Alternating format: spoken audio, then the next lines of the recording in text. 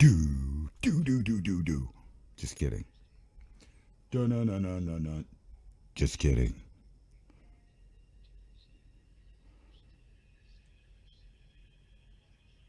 Well, that sounds weird. Loop through the other audio.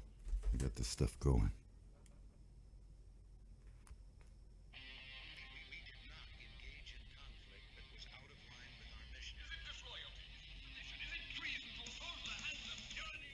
Anyway, as soon as that's over, we'll get serious about things. Let me open up my YouTube and see what's going on in there.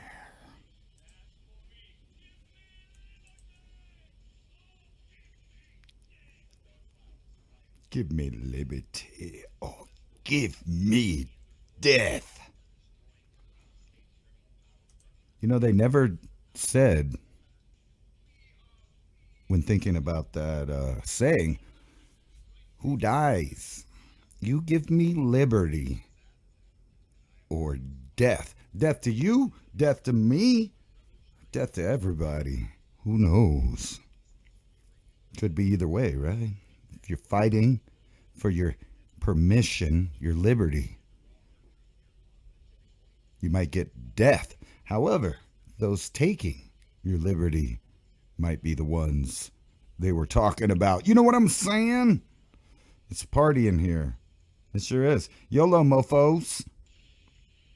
Roger, A1. Unacceptable living in left field.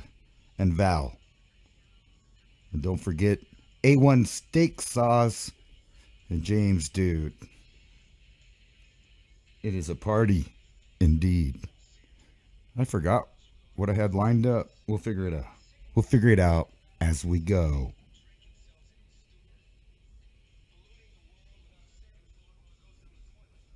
I don't even like the echo of these headphones. It's weird.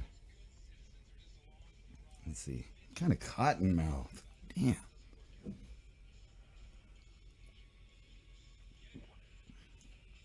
Uh-oh, look. That proves it. I must work for the Zionists. It's a conspiracy. See me? I'm drinking the Jew coffee. It's because it's delicious. No, I didn't get paid for that. Oh, yeah. We got a minute of that music going on. My intro, man.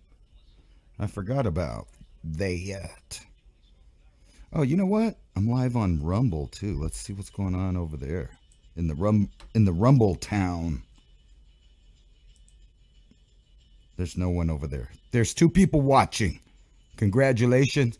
Thank for all 2 of you all coming out to see the show. I appreciate you guys, especially you people. What do I mean by you people? I mean the ones that are watching and listening. Oh, yeah. Does that make me a Zionist? I'm just kidding. I'm not. I'm not a Zionist. But I like the coffee. I hate the company, but I like that specific coffee. I don't drink other stuff because it all tastes like booty.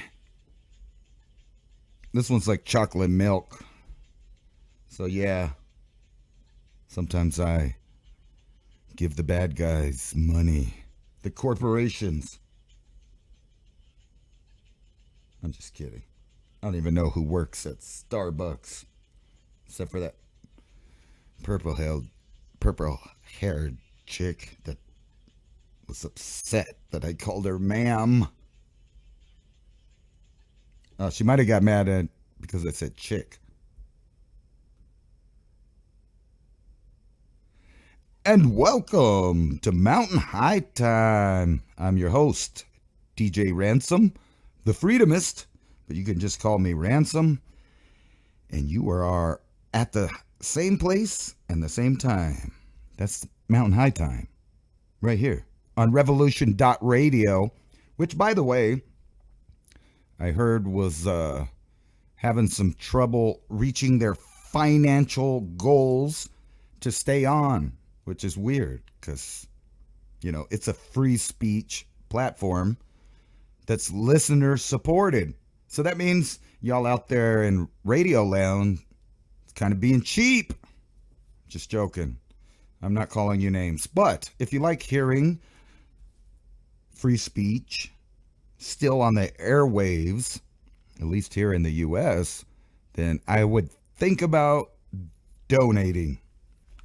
Let me get rid of that. Makes me talk funny. Anyway, if you like free speech radio and you would like to keep it on air, then think about donating to the Patreon account there at Revolution.Radio, where the information never sleeps, or the internet never sleeps. Something. I'm so bad. I'm going to write that down and just tape it to my forehead here so I don't forget about it. The truth shall set you free. The truth shall set you free. I'm just kidding. It won't. Yeah. Okay. So we're live. But anyway, like I was saying, if you like this radio station and the people that are on it, the various different shows with different opinions, think about donating to Revolution.Radio. And also, if you'd like to keep me on the air, because this is my only job, there's a blue link down there. I think you guys know which one. And matter of fact, speaking of that, that's where we're going to start tonight. If I can get there. So let me see here. Yes. Thank you, Tim Yates, yesterday for dropping the bomb on us. Being a supporter. Bill Sibley, much appreciated. Let's see here. Who else do we got? Diane Mark, thank you very much. Anna Navarro, that's my girlfriend. That's weird. Oh, wait. That's because I was broken. She gave me $20. Let's see here. Susan Huff, thank you. Thank you for donating. Douglas Moore, Kusama Wardini, thank you very much from Southeast Asia. I appreciate the donation to keep me on air. Let's see. And Bill Sibley again. Thank you very much, sir. Stephanie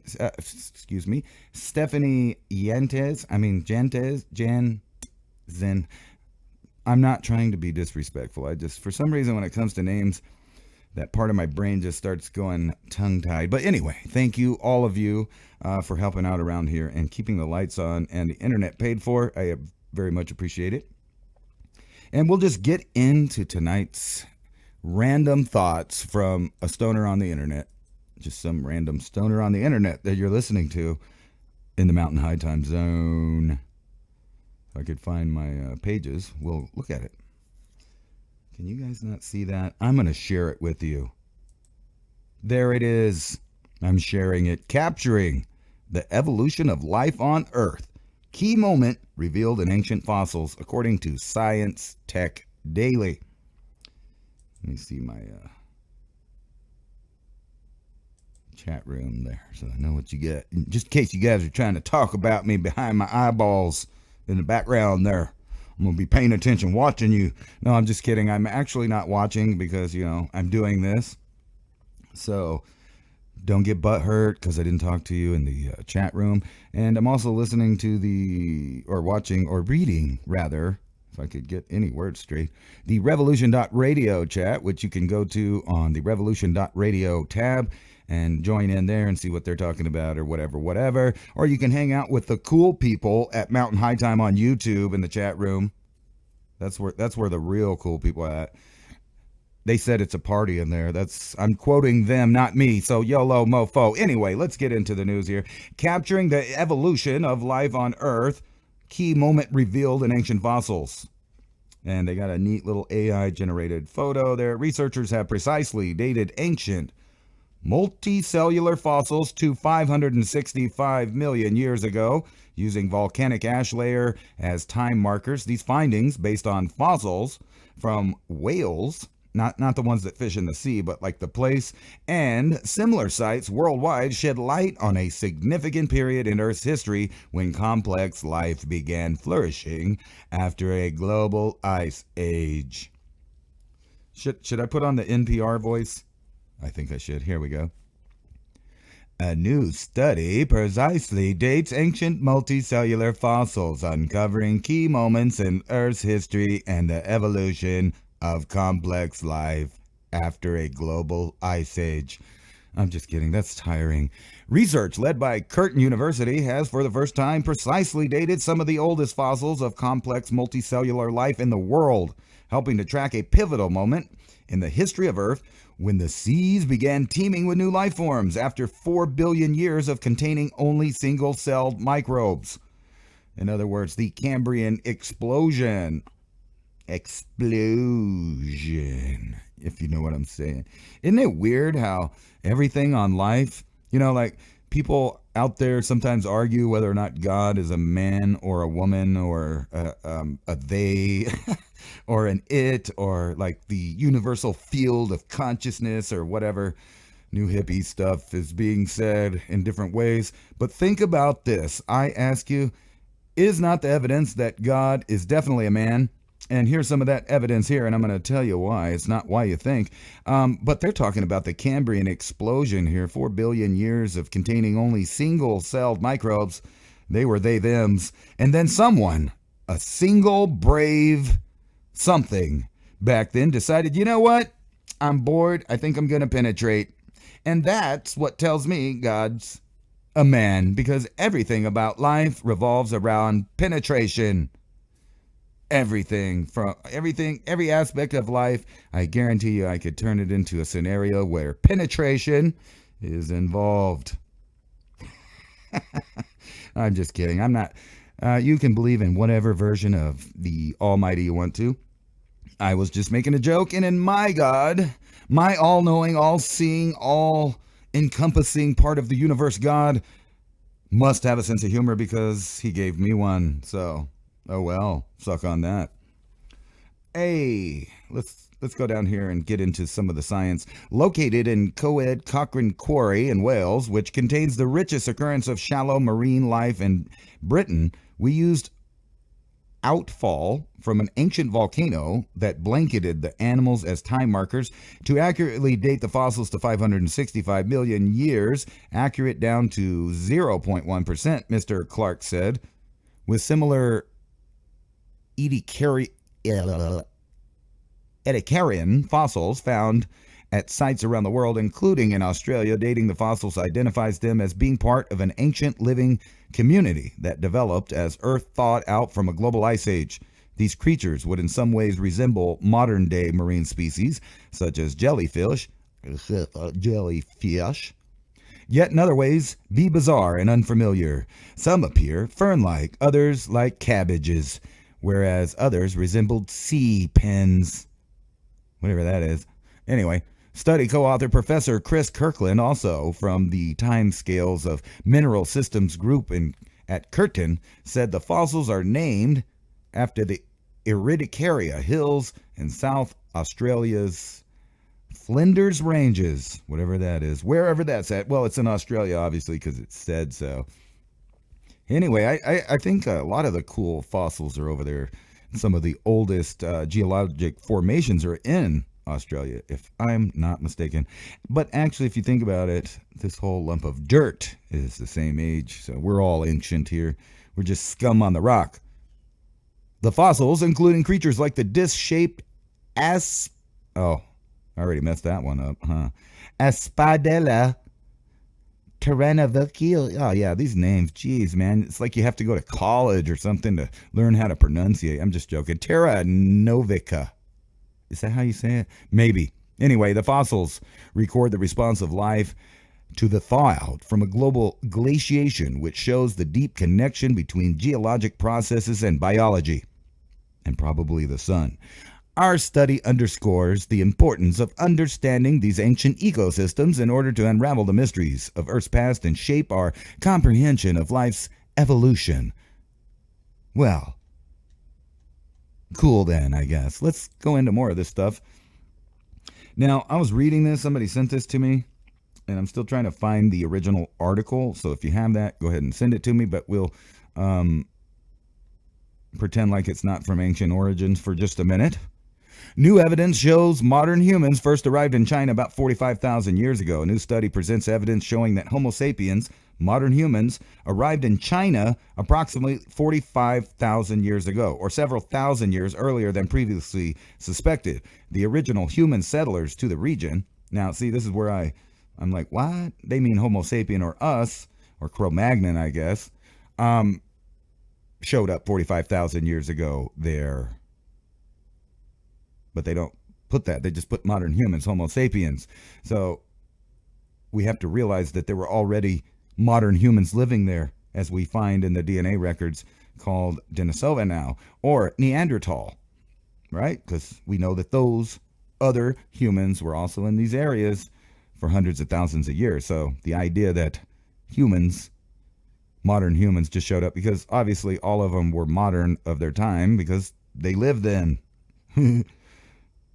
Anyway, talking about us, an international team of researchers who study human evolution, led by Paleolithic archaeologist Xinji, I think, Yang, from Chinese Academy of Scientists, completed a thorough re-examination of artifacts collected from a long neglected and nearly forgotten archaeological site known as Xinyu, which is located in China's Shaanxi province. A fresh study just published in the Journey of Nature, Ecology, and Evolution uncovered that the true age of prehistoric human settlement, which is now recognized as the oldest Homo sapiens site ever found on Chinese soil. Our new study identifies the initial Upper Paleolithic archaeological assemblage of Xiyu site in North China, dating to 45,000 years ago. That included blade technology, tanged and hafted, I don't even know, projectile points, long distance obsidian transfer, and the use of perforated graphite discs. Cool, man. There's only one weird thing about this, so you got to think about this. The papers that I previously showed you about ghost species in sub-Saharan Africa are dated at 40 to 47,000 years ago. So they're saying they're a breeding event with another hominid species separated from us from about 650 to 700,000 years ago, reintegrated into the Homo sapien population, if you want to put it that way, made a new admixture in sub-Saharan Africa. And that's why sub-Saharan Africans have genes that no one else has in the entire planet. Not in Asia, not in Europe, not in the Americas, nowhere. But they're not the only ones. It's just that there's such a blurry line between being able to talk about different species and the admixtures after that they kind of circle around things by saying stuff. But anyway, think about that. This would be another time, obviously, around this time, somewhere between 40 and 50,000 years ago. Not only did Neanderthal go extinct, but so did Denisovan and these other ghost species that they talk about in the human genome. Which means that it seems like there was very little of each group, and that's why there was a necessity to mix and have offspring with the only available other humans that they came across. Now think about this. There's people going all over the world, just about, right here, 45,000 years ago, coming across these other species at that time, most likely, and then they're gone. Which is weird, because that tells you that our species seem to have been going around, right, the planet long before everyone else was, even though they don't date our species that way. But I think there's some hokey dating on some of this, so we don't really know when exactly, just thousands of years more or less, based on fossils and DNA evidence. But it seems like humans aren't the only one, and I want to put an idea out here on this one. This is an article from The Guardian that talks about flowers giving up on sex, basically. Flowers giving up on scarce insects and evolving to self-pollinate. Now, what's weird to me is that they're assuming that this is some kind of evolution. Okay, so let's read the article here, and then I'll tell you my ideas on it. Flowers are giving up on pollinators and evolving to be less attractive to them as insect numbers decline, researchers have said. A study has found that the flowers of field pansies growing near Paris are 10% smaller and produce 20% less nectar than flowers growing in the same field 20 to 30 years ago. They also less frequently were visited by insects. Our study shows that pansies are evolving to give up on their pollinators. The study authors and researchers at the French National Center for Scientific Research, they are evolving towards self-pollination, where each plant reproduces with itself, which works in the short term, but may well limit their capacity to adapt to future environmental changes. Plants produce nectar for insects, and return insects transport pollen between plants. This mutually beneficial relationship has formed over millions of years of coevolution. Now, let's stop right there. They assume that it took millions of years of evolution to do this, while in the same article, they're telling you that the same plants are evolving within decades.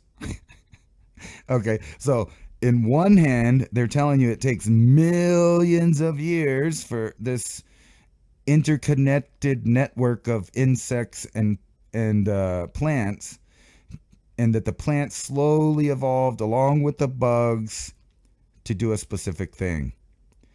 But at the same time, they're also telling you that these flowers are evolving within an amount of decades because of the scarcity of bugs. And some of the reasons that they're giving in here is pesticides, destruction of habitat, etc. And, I haven't read the whole thing, but probably even some global warming or something in there. Let's see. Insect declines have been reported by studies across Europe. One study on German nature reserves found that from 1989 to 2016, the overall weight of insects caught in traps fell by 75%. So right here, they're just talking about how it was when they looked at it, whenever they observed it. Now, I'm thinking, what if things on the earth periodically kill everything? So even the insects, even things that have been around for millions and millions of years, basically get wiped out in just tiny, tiny amounts of numbers. And for decades, there's not enough pollinators or bugs because some kind of volcanic event, impact, maybe a solar step down or something like that, during the large amounts of cycles that we've had since these creatures allegedly first emerged into the niches that they started in supposedly millions of years of evolution. But at the same time, maybe it ain't millions of years, and maybe life can change within decades. And exactly what they're talking about right here. Who's to say that these plants don't periodically already do this phenomenon, which is akin to masturbation, right? They're not having sex with the other flowers because no pollinators are coming by. So what happens in, if there's like 5 or 6 years of straight winters, where there's very, very harsh colds, and everybody that deals with that notices that one bug or another bug or something will do really good that year. But other things won't even be around. You'll be like, where's that? Where's this? I haven't seen that. The same thing happens with, like the stuff that infects your gardens and stuff, like roly-polies. Like if you have a really good year with no bugs and all your plants grow out and they're nice and they're beautiful, and then they all get chopped down, and then the next year there's more biomass for those roly-polies and things to come in and munch. And so the next year you plant, and then you're out there wondering why there's squash bugs and roly-polies on everything. It's because in the prior year, when the food was good, they laid seeds everywhere in hopes that next year would be just as good or better, or even if it wasn't, some of those seeds and not seeds, but eggs can last through another winter and then pop up, and then all of a sudden when conditions are right, boom, all that stuff's back. So I kind of disagree with this article. I'm not saying I'm a geneticist or anything, but my theory is that some of these plants and animals going through time can change within decades and adapt immediately to their new circumstances. Life finds a way, as they say. All right, next article. Speaking of, let's get back into the genetics. So as I was saying, geneticists are saying that there is a ghost species in sub-Saharan Africa, and I talk about that's not the only one. So there's other populations of people on Earth where they say that they have a ghost species. In other words, there's genetic material introduced into the Homo sapien line from an archaic human, or hominid, excuse me. Either one. I think either one works. But here, Earth's last cannibal tribe, one of the last hunter-gatherer Stone Age people, and kind of the stuff that they do there. Last cannibal tribe butcher people possessed by demons, then they eat them. Hunter-gatherers from Papau, I don't know how you say that actually, in Indonesia, who first encountered Western civilization and less than 50 years ago. And they still live in a Stone Age lifestyle marked by ritual cannibalism. Unnatural deaths, such as accidents or murders, are a matter for the police and coroners in our society, but in the ancient laws of the Korawi people of Papua, Indonesia, unnatural deaths are investigated by a tribal shaman or a witch doctor. After a shaman has investigated the incident, he will often order an act of ritual cannibalism to fix the problem. And let me see if I can say this right here.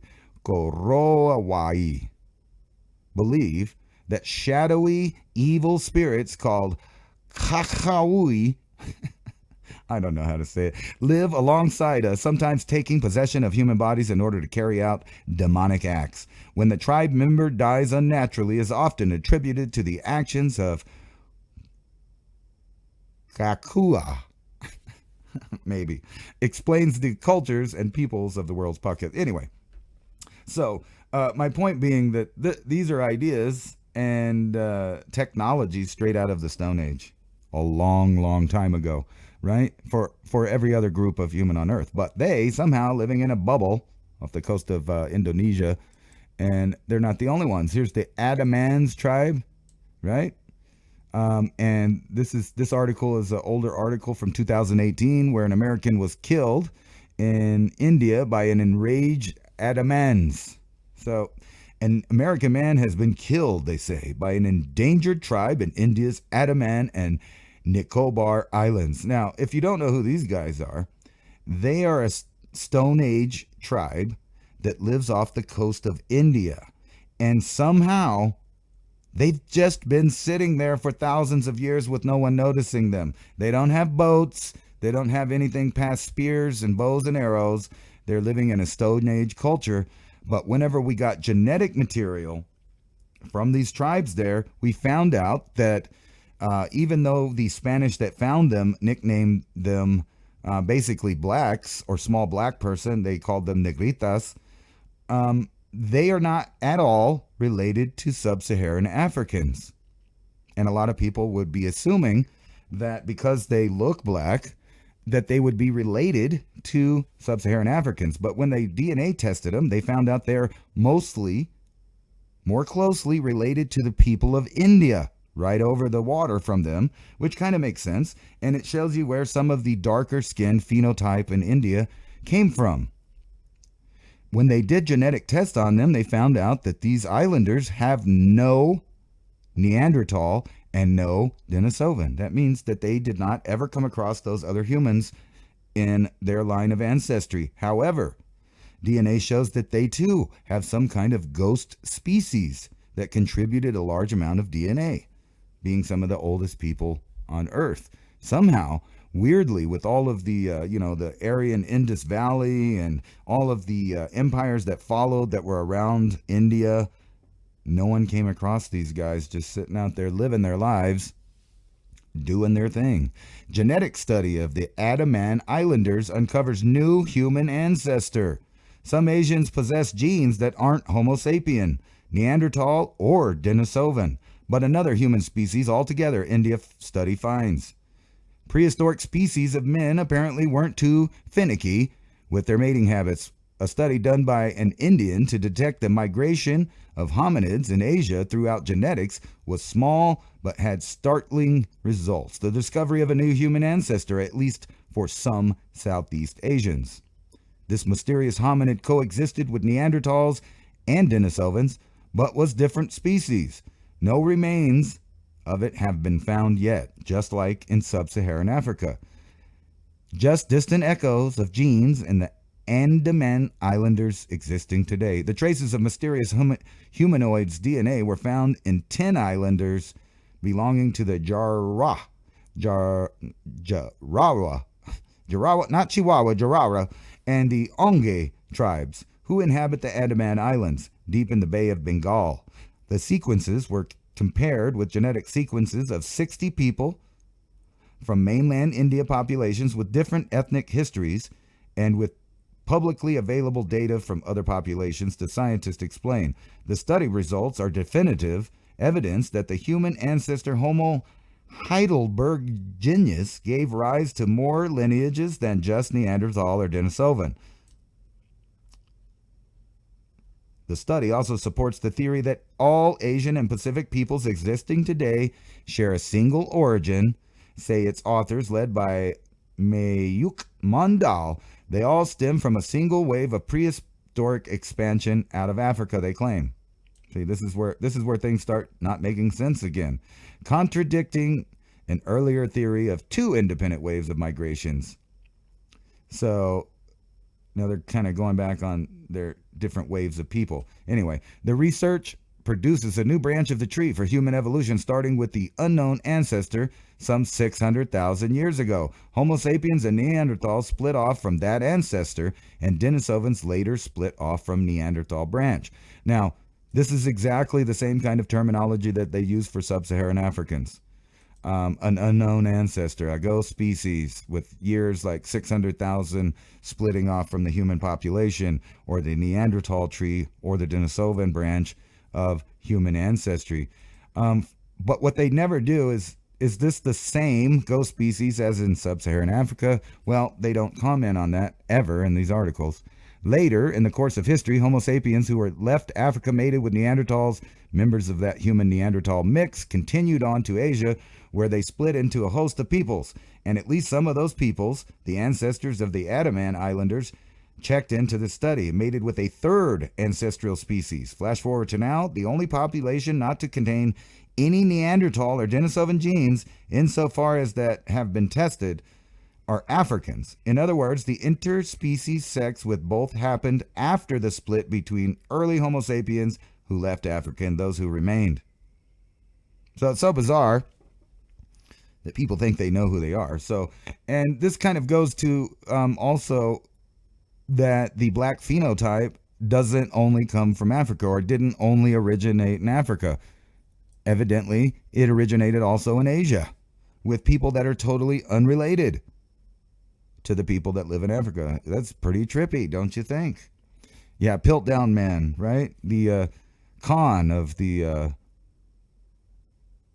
so-called missing link that they perpetrated on the public for I don't know how many decades, that turned out to be a baboon's jaw glued to a human skull, because they keep trying to push this idea that there's only one place where mankind came from. And the more that we look at it, we see that the DNA and the bones are showing us that there was a wide range of hominid and apes roaming the earth, from Europe to Asia to Africa, and maybe man has no single place where it came from.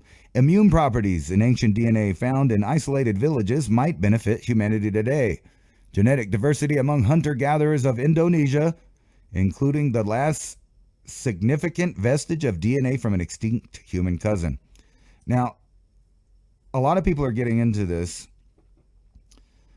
because now it's possible to determine what kind of diseases and illnesses that you may have based on how much or how less of archaic DNA you have. In other words, that just like when the New World met the Old World there, a lot of diseases had not went around to the native populations, and we transferred those diseases to them. But populations like Africa and Asia and Europe had already gone through these diseases. So they were basically immune to, or, they weren't going to get as sick. It's not going to wipe out massive portions of the population. However, the people in the Americas didn't come across some of these diseases, and it wiped out millions.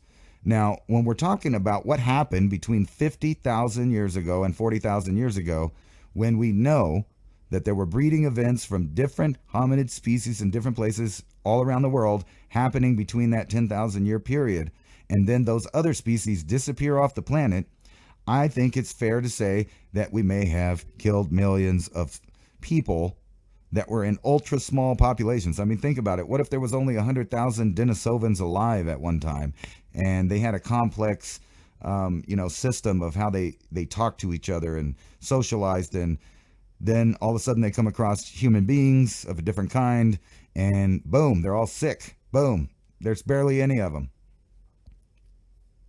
That might explain why a lot of them disappeared. But to get into what this means for today, if you remember the pandemic that we recently had, a lot of studies showed that most of the people that got the most severely sick had up to, like 30% of those people that were really, I think it was like 33% of the people that got the most severely sick in Italy turned out to have a bunch of more than average Neanderthal archaic DNA, which led them to think that maybe that's why they were susceptible to it. Now, if you're a weirdo in a think tank somewhere, and the question I also have, is there any people on this earth that are 100% Cro-Magnon? Or is there any people on this earth that are Homo sapien 100%? Or I guess it wouldn't be Homo sapien. That's why I'm going to use the word Cro-Magnon, because Homo sapien infers everyone on earth now. All of the admixtures, including all of the different species of hominids that are out there. And that is Homo sapiens. So an admixture species. So is there any place on this earth where there is a pure Cro-Magnon type person that had mixed? So even Cro-Magnon, I'm sure, judging by some of the DNA papers that they've done, had already mixed with Neanderthal to some degree, like 200,000 years ago. So there's a lot of humping going on, a lot of mixing. Every time humanoids come across each other, boom, they're doing it again. They're doing it again. And like I said, everything about human civilization and life on Earth has to do with penetration. Face of Homo longi reconstructed. Now, if you don't know who Homo longi is, he's also referred to as Dragon Man.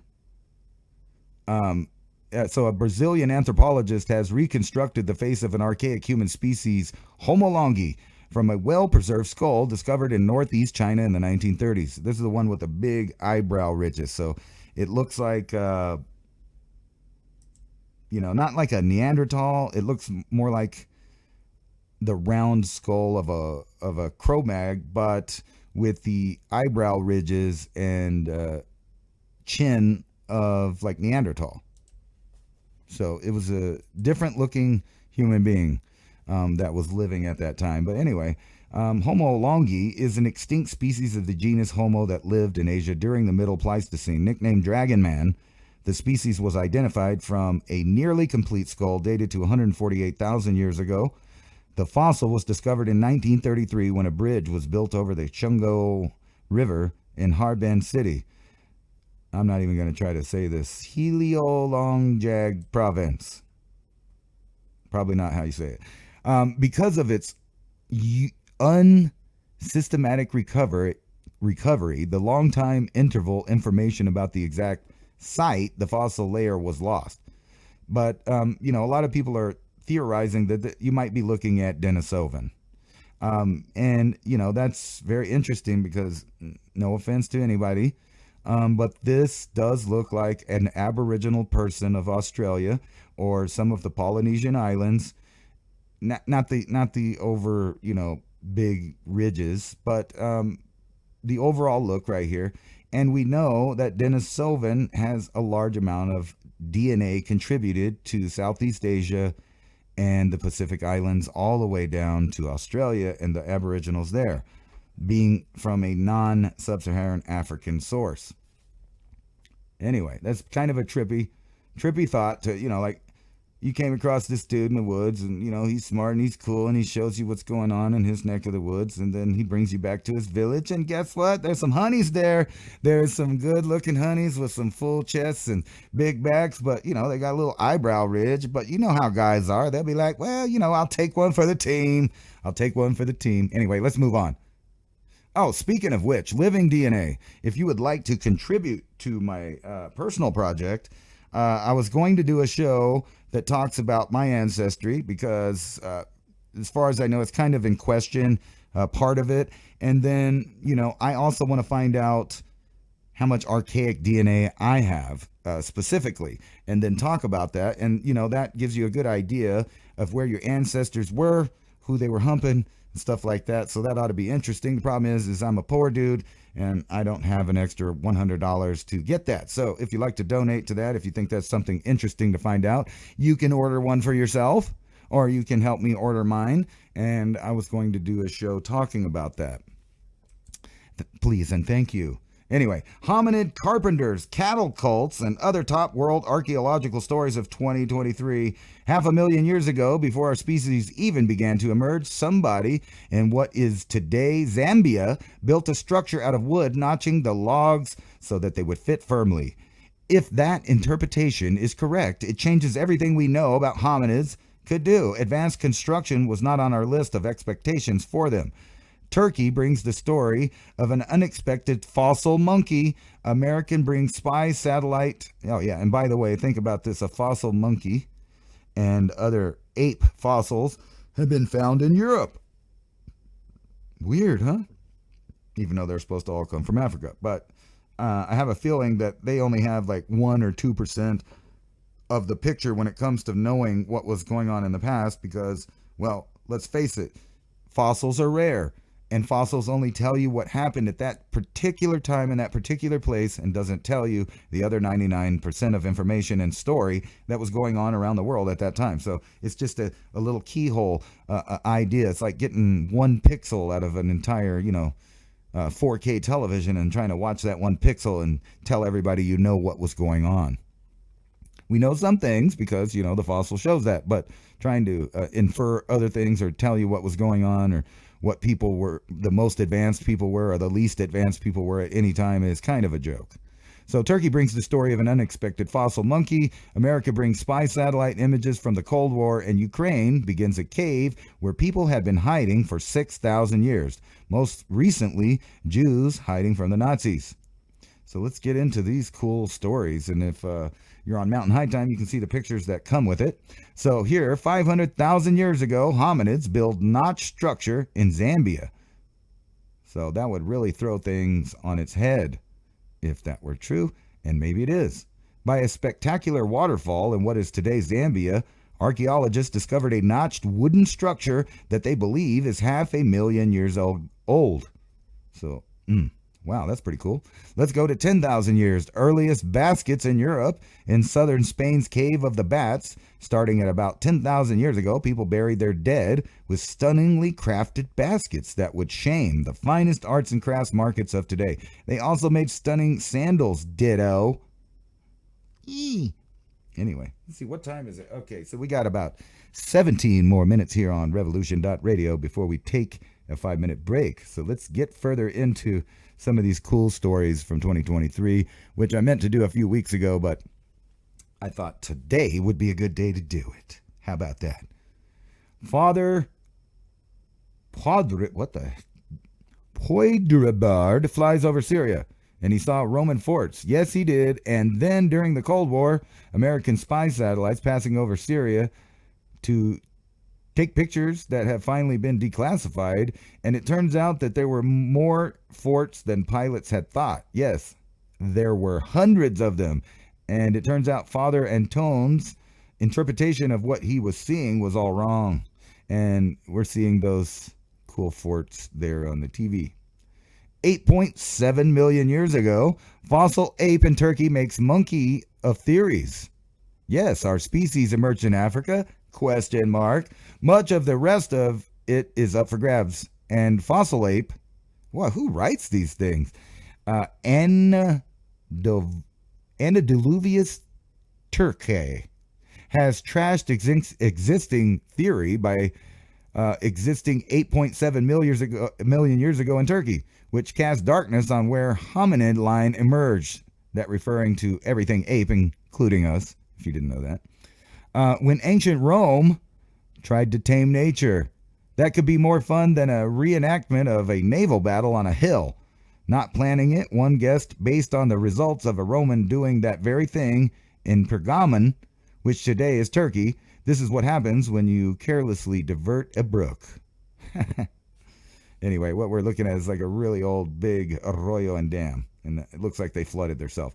Child buried with stunning jewelry around 9,000 years ago in southern Jordan. A young girl died and was buried in a crouched position on her left side, and with that turned out to be around 2,500 beads, which turn out, based on reconstructions, to have been extraordinarily multi-road necklace, including exotic imported beads. Cool. 8,000 years ago, proto-blueprints.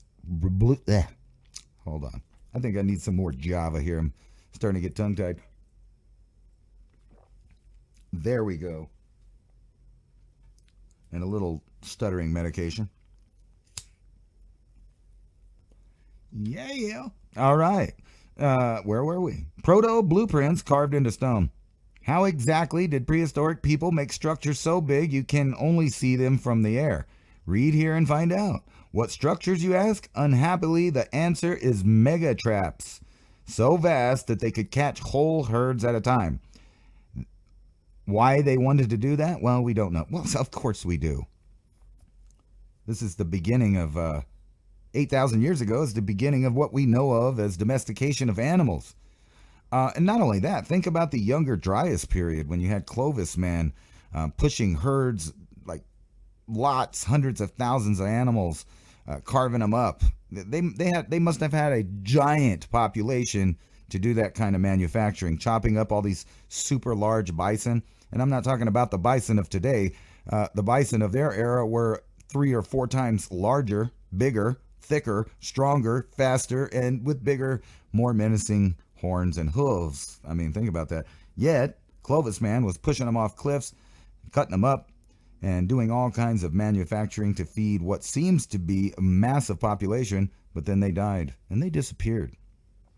Anyway, so that's probably what some of these people 8,000 years ago were doing with these blueprints, were figuring out how they could capture animals to eat them, mass slaughter them, and or domesticate them.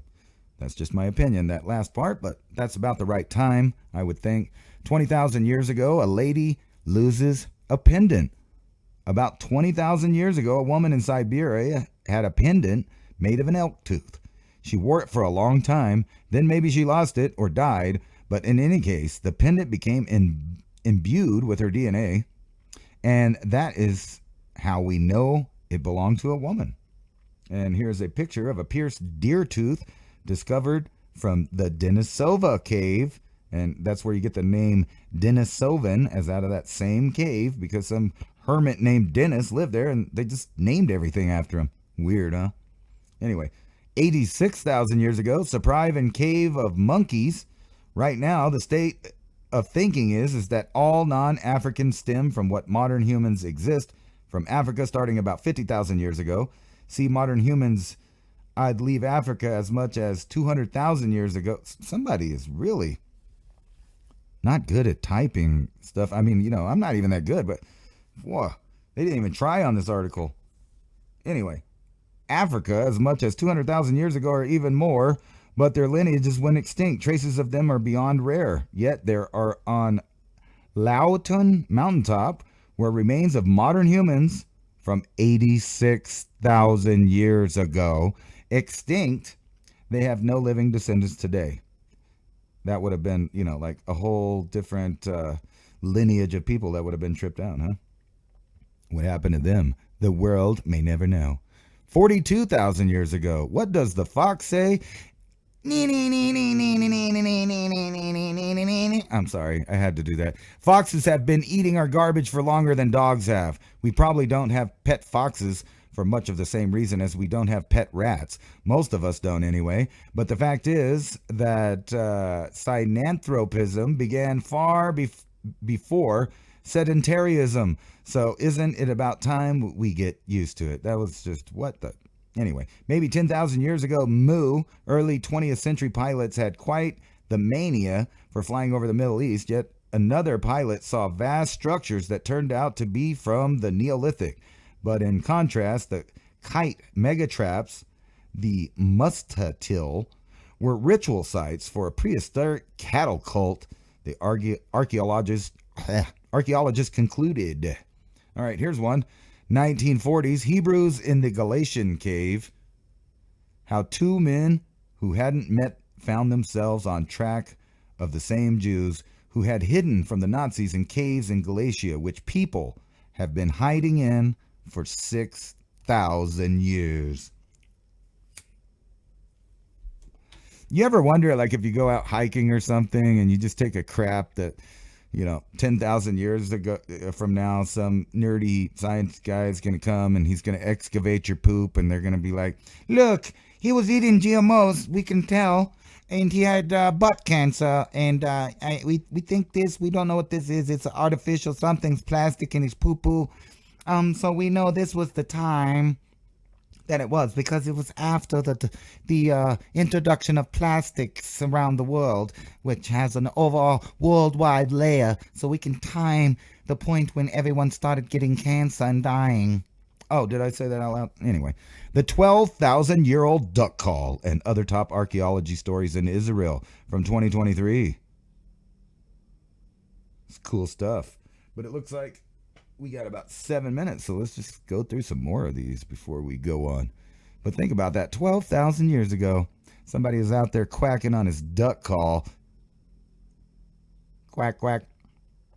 Anyway, what's this one? Archaeology isn't the science of discovering our inner angel. Among the top general archaeology discoveries of 2023 are piles of hundreds of stones about the size of eggs from about 8,000 years ago. These were mass-manufactured slingshot stones. Bink, bink. They weren't made to hunt deer. The stones are the earliest known preparation for war in the southern Levant. So think about David and Goliath type stuff there. And if you've ever seen one of those guys take a patch of leather with a couple strings of leather and spin that thing around, creating massive amounts of RPM and then let it go, it might as well be the equivalent to a gun. So what are they going to do later? We need to ban rocks because, poor Goliath was just minding his own business when David popped him in the head with one of these rocks, and we got to stop assault rocks before this gets out of control and everybody starts hitting each other with assault rocks. So, I don't care if you have the right to bury your rocks. Stop throwing them, and we're going to arrest you for having illegal rocks. Yes, that was a stupid accent. Anyway, let's move on. About 4,000 years before that, people in the Hollow Valley made tiny little flutes from little bones, which they used as bird whistles to lure other less tiny birds. In fact, giant predator birds, archaeologists think. 12,000-year-old flutes found in Israel may be the earliest bird call whistles in the world. And look at them there. They just look like twigs. What for? To eat, presumably. Maybe also to wear their feathers in fashion that goes back almost 500,000 years. Isn't that interesting? Why archaic humans in Israel collected feathers 420,000 years ago. That's right, 420. 420. That's a number we know around here. Anyway. Right? The King David Jerusalem and other biblical archaeology discoveries. And there's a bunch of people digging it up. And some camels. Let's move on. First human ancestor came from Europe, not Africa, 7.2 million years ago. Fossils indicate. Oops! Looks like the whole story's collapsing of where humans came from. Because there was a bunch of different humans coming from evidently different places. And here's a paper that I got sent in my email that I'm going to be reading. And if it's worth a diddly squat, I'll read it to you guys. It's called Dead Men's Secrets, Tantalizing Hints of a Lost Super Race by Jonathan Gray. Have no idea what it was. I just keep getting sent these peer-reviewed papers and different stuff of things I signed up for.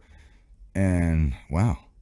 Anyway, rounding out the hour, scientists to deliver a warning about nuclear war with Doomsday Clock 2024 announcements.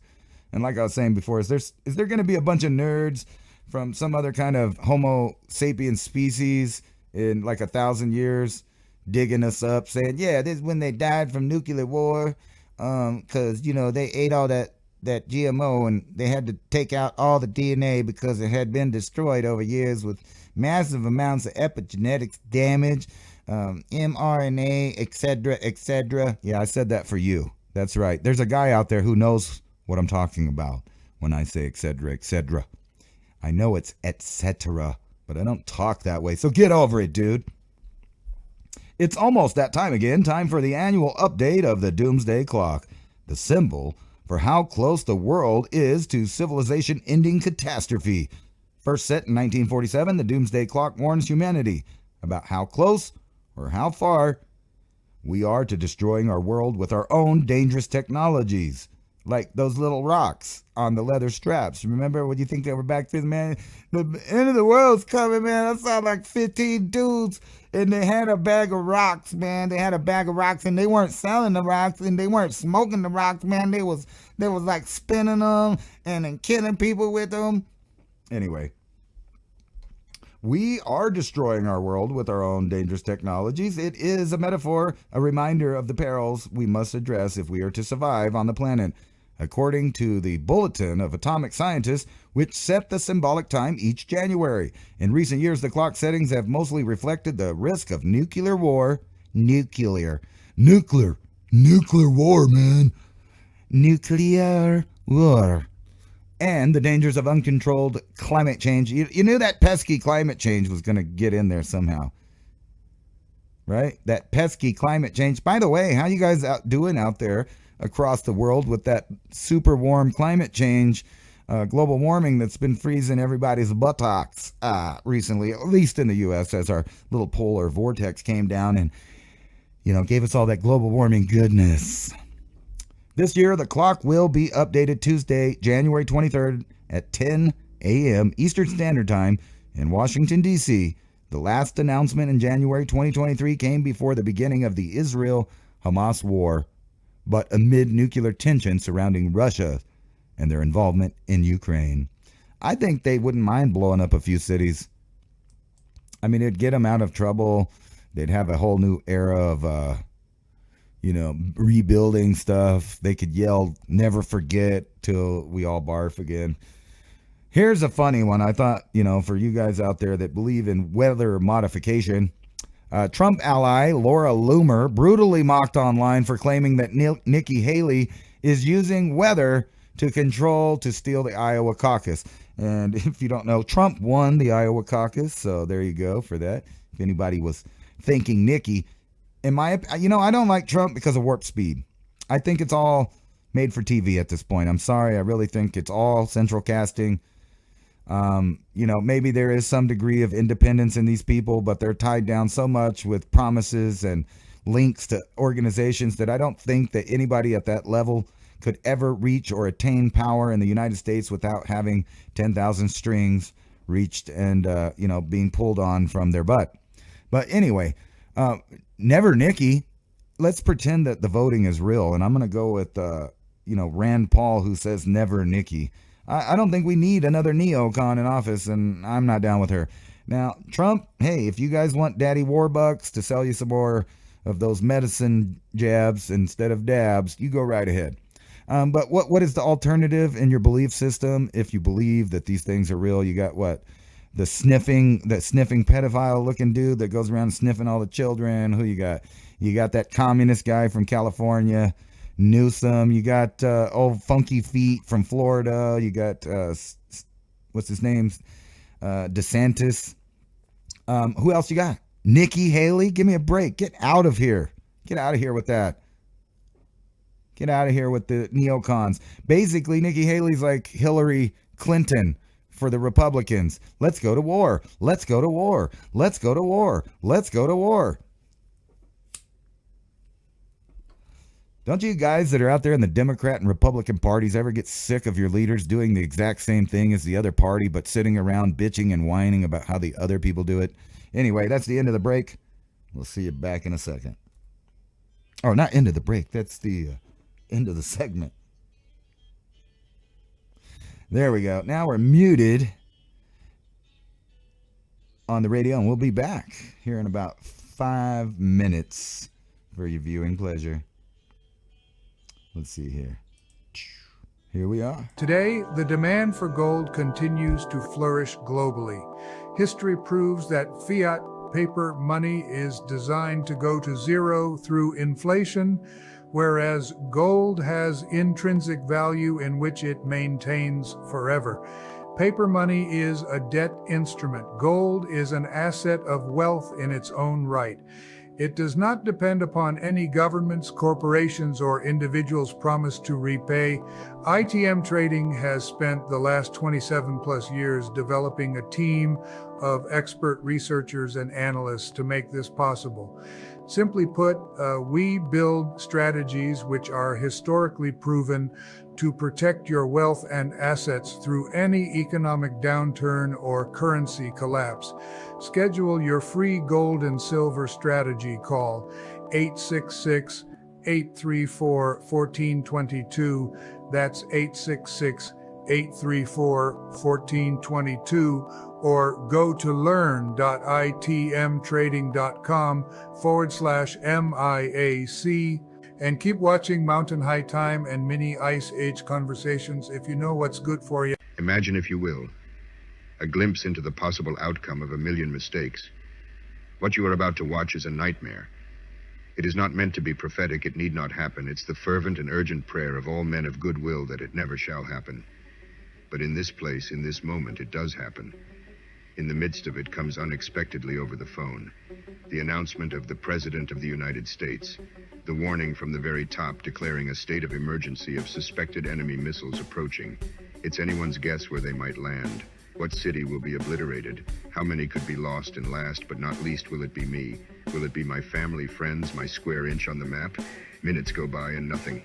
Right as you exhale a breath of relief, an instant wave of horror treks down your spine and a sinking feeling in the pits of your stomach. Just then the power goes out. The only light you see is the glow of your phone. Shining in your face, the icons of terror. Low battery, and even more frightening, the symbol for connection to information and loved ones gone.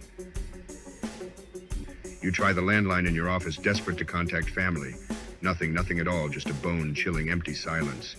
Panic-stricken, you blindly forage for your car keys. Success. Something in this nightmare of a day has gone right. Now it's a desperate mad dash for your car. Your mind now in a near intellectual paralysis. Logic a struggle as you cope with a Gatling gun barrage of horrific ideas of what your family might be going through in this very moment. Miraculously, your car starts and you begin your seemingly apocalyptic drive to locate your kin. As you pass the first stop sign, the sight of civic decay is already bearing its nasty head as you speed past fights in the streets, looting, and a complete halt of any semblance of an evolved civilization. To your right, a large fire. As angry, fear-filled citizens with their arms full of grocery items run from what used to be your local food market ran by a mom and pop's couple now collapses into a bonfire of dreams. Because of the commotion, your attention span has been stolen. Now before your automobile is a violent crowd. They have now surrounded your car, banging on the metal, bashing at the glass, screaming incoherently. What just a second ago was the road to salvation, now a deadly trap of circumstance and fear blocking your escape. This can't be happening, repeatedly echoing in your head as you start to mumble the phrase in a shrieking, inaudible, childlike tone to yourself. The trepidation now filling your lungs like a poison fog, suffocating and smothering in its certainty. Just then, as your heart and soul seem to be having synergistic perturbations, an alarm blares, overwhelming your senses. Immediately you recall the warning of missiles. You close your eyes and expect the end. But the alarm morphs into a sweet, familiar beckoning of your alarm clock. You open your eyes and switch off the welcoming timepiece. A warm filling of relief as you realize your family is safe in their beds, and no pending doom is written in the stars today. For a split second, you ponder the poor people of your vision, and it reinforces your confidence that you have already prepared for any scenario. You have peace of mind your children will eat and thrive, because you invested in their future to give some stability if any break in the normality of life happens. You invested in heaven's harvest. The you in this story was a fictional you. But do you get the feeling something unthinkable is going to happen soon? I sure do. The problem is we probably won't see it coming. One morning you'll wake up and the world will be a much different place. Don't panic, prepare. Smart folks are investing in emergency food now. A wise man once said, "It's better to have it and not need it than need it and not have it." Heaven's Harvest is the nation's leader in emergency food storage. It's the only investment you get 100% of your money for, even better than gold. Survival experts recommend the 3-month emergency food kit. Go to heavensharvest.com, use the code ADAPT at checkout and save a mind-blowing 15%.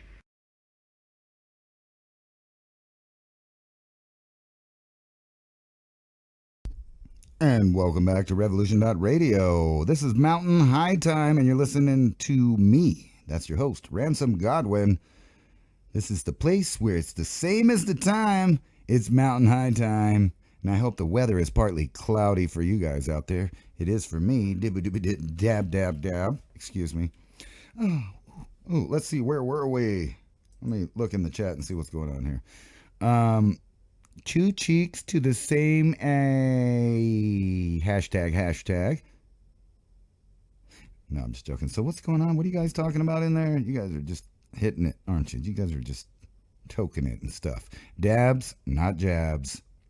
There we go. That's what I'm talking about. So let's get into some more cool news and articles that I found interesting. So, there's a lot of different opinions about who peoples were. For some reason, the whole world is fascinated with these identity politics from thousands of years ago. And it kind of is irrelevant in today's world, but yet, people still argue about it. So I kind of try to stick to the DNA analysis for my opinions on who was who and when and where they were. So DNA analysis here, right here,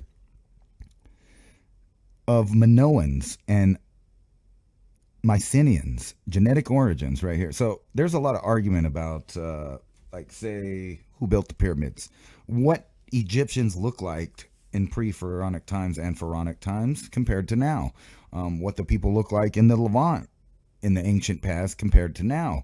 And people have a hard time understanding that demographics can change over time. However, their genetic traces may be mixed into new and different populations. At some point, North Africa was occupied by some pretty pale people, and I know a lot of people get upset about this idea, but we have genetic evidence, paintings, frescoes, etc., etc. I mean, there's just so much overwhelming evidence about who was who and where they were and when.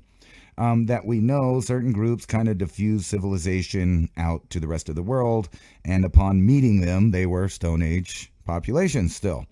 And some of that happened all the way up into today's era. I mean, as we were talking about before, there's still Stone Age civilizations out there. So for those of you out there that hear that argument that, they couldn't have, high technology in the ancient past because look, we're finding these stone tools and this and that, so they had to have been primitive.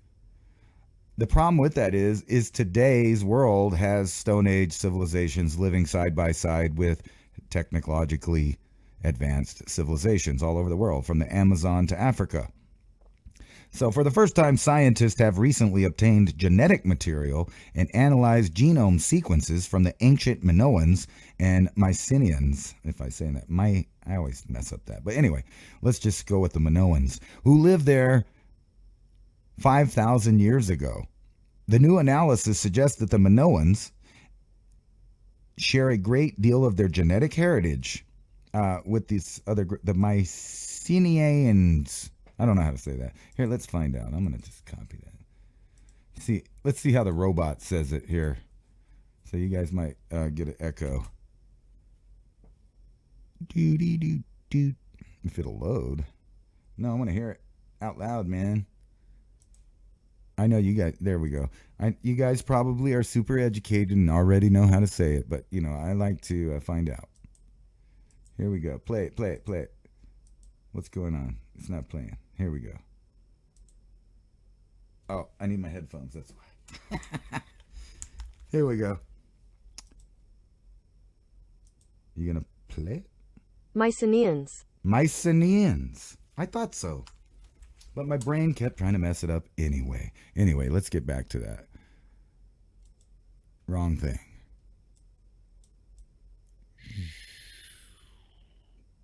Yeah, I got so many tabs open, I get lost there. There we go. The wrong one. Wrong one again. Here we go. So the Mycenaeans, the Minoans and the Mycenaeans, now we're back on air, now that we're educated and I'm sure about how to pronunciate it. Look, now it's making me mess up the other one. The Minoans and the Mycenaeans share a great deal of their genetic heritage. Dr. Islif Lazardis from the Harvard Medical School in Massachusetts and colleges focused on burials from the Minoan civilization, which flourished on the island of Crete. They got killed by like a big tsunami, earthquake, volcano thing. Anyway, from 2,600 years ago to 1,100 BC, the Mycenaean culture, which existed across Greece from 1600 to 1100 BC. Dr. Laza explained that the most of the people who created these civilizations appear to be locals, deriving between 62% and 86% of their ancestry from people who introduced agriculture to Europe from Anatolia, modern Turkey, in Neolithic times beginning about 7,000 years ago. Genetic differences and similarities between the Minoans and the Mycenaeans, but the Bronze Age Mycenaeans and the Minoan skeletons reveal ancestry from populations originating in either the Caucasus Mountains, that's right, Caucasians, or Iran. Between 9% and 17% of their genetic makeup come from this source.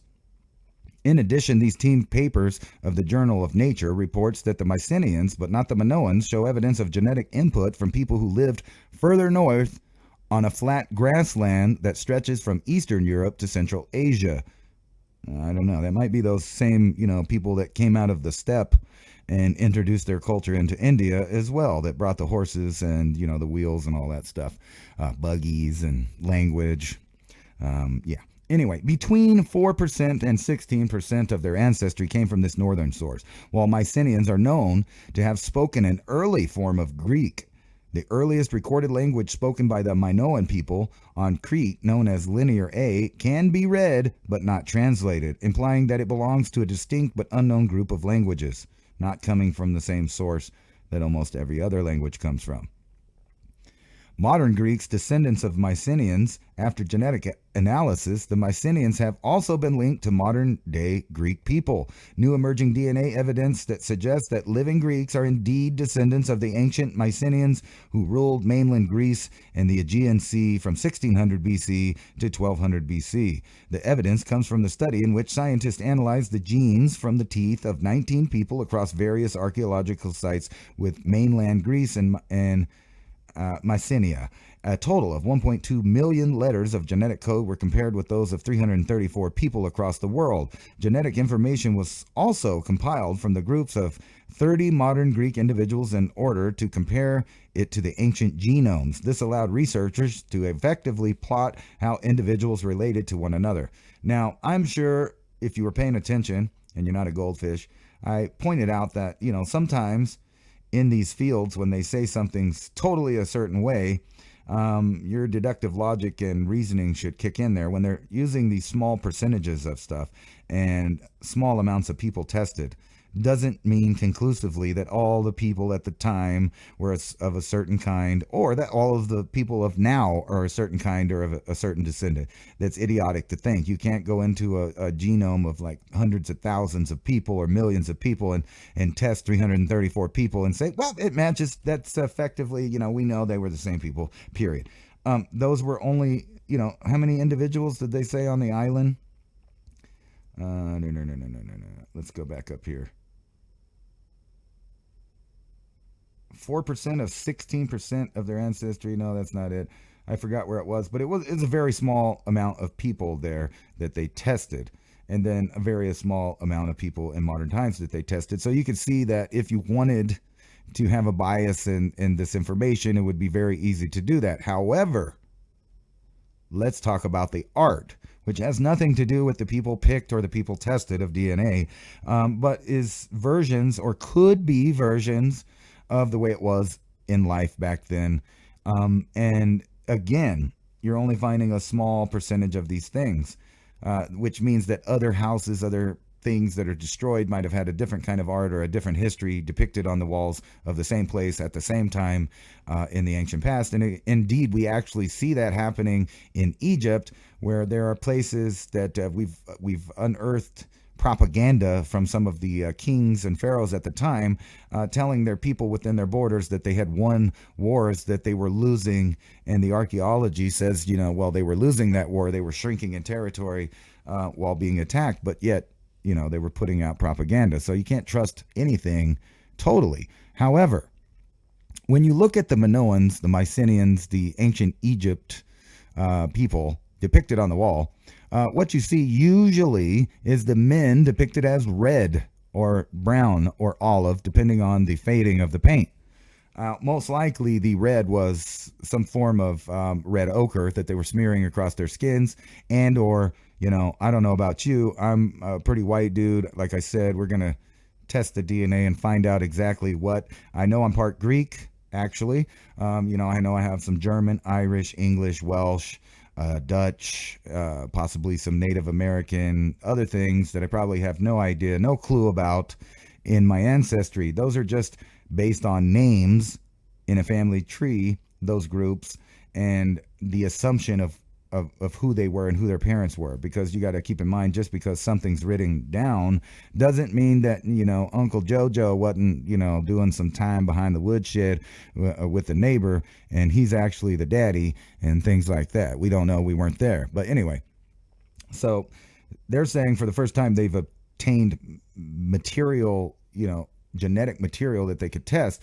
But when you look, like I said, at the artwork depicted at the times, you always see the men represented as red, brown, olive, whatever you want to call it. But the women were almost always pale white. And that makes sense because they had a softer life. They were probably inside in the shade more and had no need to either be tanned, sunburned, or wear red ochre all over their skin. As, I don't know if that was some kind of more about culture, or it was more about, trying to keep their skin from burning. But there's a lot of people out there that are saying, these ancient peoples were different kind of peoples than they are based on what we find. So most likely, almost everybody looked like this in the Mediterranean at one time, at least in these groups. Need I say more? Anyway, let's move on to some funner stuff. Human head found in a deep freezer in Grand Junction front lawn. How about that? Grand Junction, Colorado. Authorities are investigating a possible homicide after a human head was found in a deep freezer in a front yard on Pinon Avenue. Mesa County Sheriff's Office deputies responded to reports of suspicious incident on Pinon Avenue about 2:30 p.m. January 12th. New homeowners were cleaning out various leftover belongings at the recently sold house and discovered a bag with a possible remains inside. Authorities have since confirmed it was indeed a human head. This is an active MCSO, I guess that's Mesa County Sheriff's Office, investigation with no further information available at this time. Officials believe there is no ongoing threat to the community. Well, except for somebody that cut somebody's head off and put it in a freezer there in Colorado. I guess there's no threat. That's weird because even where I live, some of the things are not reported on the news, and it boggles my mind. Like, one article will talk about this guy that lives not too far from me that got in trouble because he chopped up somebody after killing them and put them in a bunch of buckets and left them out in his front yard on a main fairway, just right out there for people to walk by, drive by, just right out there in the front yard, no big deal. And then they're stabbing people's and, dying in their cars, getting stabbed to death and things like that, not getting reported to the local news. Very bizarre. So I don't know what that's about, why they're picking and choosing like that. Anyway, Tesla owners complain they are stuck in car graveyards with batteries not charging. And let me tell you, if the future stays the same as it has been for your entire lifetime, or a variation of the weather that has existed since you've been alive, these electrical vehicles are just not going to work. Let's just face it. They only work where it's warm. They're not going to work any place that's getting cold. And it's a joke. All of these people stranded, and then the machines won't charge their battery. The battery won't take a charge. They're stuck. They're carless. And why would you ever do that to yourself when there's an abundance of fossil fuel and fossil fuel powered cars that are not destroying the environment? Guess what? Every ice age ever ended, and almost all of those didn't have anything to do with man. Well, I'm going to say all of them really didn't have anything to do with man. So any weather pattern that we're foreseeing, whether it gets hot or whether it gets cold, it just ain't going to matter, because a lot of places on the planet will continue to get cold. Once every time the climate changes every year, we call winter. So we know that this technology, it sucks right now. And, well, guess what? I wouldn't buy an electric car. So I wouldn't put your money in these companies that are saying the future of, driving is an electric car. Yeah, they want to force us to drive it, and think about what that means. If they talked everybody in or made it law or mandated it where everybody had to have an electric car or take the transit system that was electric, and guess what? You better get used to being in your 15-minute city, because all of that stuff's going to fail every winter. Every time there's a blackout or this or that's happening, you're going to see all of these technologies completely shut off. And I put to you that that's exactly the plan. Think about it. Some big weather event happens and every single person has electric cars. Guess what's going to happen? Civilization will be at a standstill until it warms up and people fix everything. Now, this article that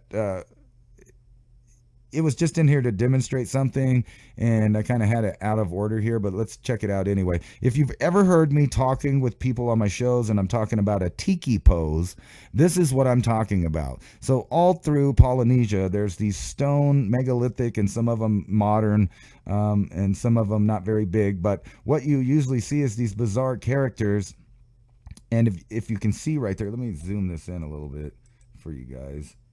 You're going to see this guy, just like on Easter Island and in Göbekli Tepe and all kinds of Native American, European, Asian sites, where these ancient figures are grabbing their belly. And it's what's called, in some circles, why I say it, as a tiki pose, because you see it on these tikis all through Polynesia. And you see this wooden one right here, looks just like an Easter Island moai. They do come in different variations, but almost always you will see the arms down to the sides cradling the belly. So you see that here, you see that here on one side, but he's holding a staff. And this guy's got a drum, so I think this is a modern one, but you'll always see this tiki pose, and you can see it on this old stone artifact here. You can see it on their little chess pieces. You see it on here. You see it at Göbekli Tepe. You see it and all kinds of what are called Olmec statues. And then you see it on the Easter Island Moai statues. You see the same thing, what's called a tiki pose. Now, keep that in mind when you're looking at these ancient sites, and tell me if that's not something that's another obvious thing, like the swastika and other things that were transferred to almost everybody worldwide at the same time. And it seems to be that in this ancient time, and I'm going to go ahead and say that time was 40 to 50,000 years ago, everybody was meeting each other and they were giving each other information, and humans were carrying information to these new groups that they were meeting, other kinds of humans, and they were transferring information, not only genetics, but information. Imagine what Homo sapien in those times learned from the other humanoids that they came across. I imagine that they learned where to hunt, they learned how to live in that ecosystem, and they probably learned a lot from them, and they disappeared, so I guess they didn't learn much from us. Anyway, what are we learning today, and how's it going down in the world right now? Because, I don't have much faith in the educational system, knowing that educational institutions around the country are no longer passing children through based on merit or education. Instead, they're just giving them a pass. It's the everybody gets a trophy kind of thing, but, now first it was for participation in things. And so everybody could feel good. But now the trend is to just pump out a bunch of idiots, complete morons, uneducated people that went to school but did not learn everything. And this is happening in all demographics. So don't think that, if you're from one particular group or another, that one group's being attacked more. No, it's a complete dumbing down of the entire civilization. And this stood out to me. I haven't even read it yet, but let's read it. And keep in mind that there are places like in Oregon and California, Washington, various places around the country that are allowing people to get jobs and people to pass tests and people to graduate and get letters behind their names that didn't actually earn it, but they needed a percentage to get through of a certain type so that we could all be, die, I guess, that certain people should die. That's almost like a joke, but I think it's actually DIE, or is it DEI, diversity, equity, and inclusiveness, which I think is stupid because, let's say it was World War II and you had a bunch of candidates that would pass out with a little bit of G-forces, and they couldn't run the guns, and they couldn't figure out the plane that good. They could do some basic flying, but you wouldn't want to go into a dogfight with them.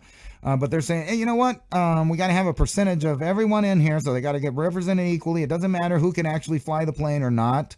We're just going to pick a certain amount of people, and we're just going to put them in the job and hope for the best. Well, you know what? I, for one, don't want to participate in those things. And no offense to anybody, but I want the best person, regardless of ethnicity. You know what? I don't care if they're sexual persuasion. I don't care what they're tripping on. If they are good at the task that involves my life, then I want them doing it. The best person in the position. And if not the best person, then the next best person, and so on and so on. You're not going to go out there or think about it like this. You're a caveman, hunter-gatherer, and then there's Fred, and Fred gets a kill every time his wife's happy in their cave. And you got this other guy, Bob. Bob kind of sits around scratching his butt. He doesn't know how to make a point. He really doesn't contribute anything. He's always begging for food. And you take him out hunting, guess what? You're probably not going to come back with much to eat, and your wife's going to be mad, and your kids are going to go hungry. And you know what? Somebody's going to move along and kick you out of their cave that can actually support things. But I digress.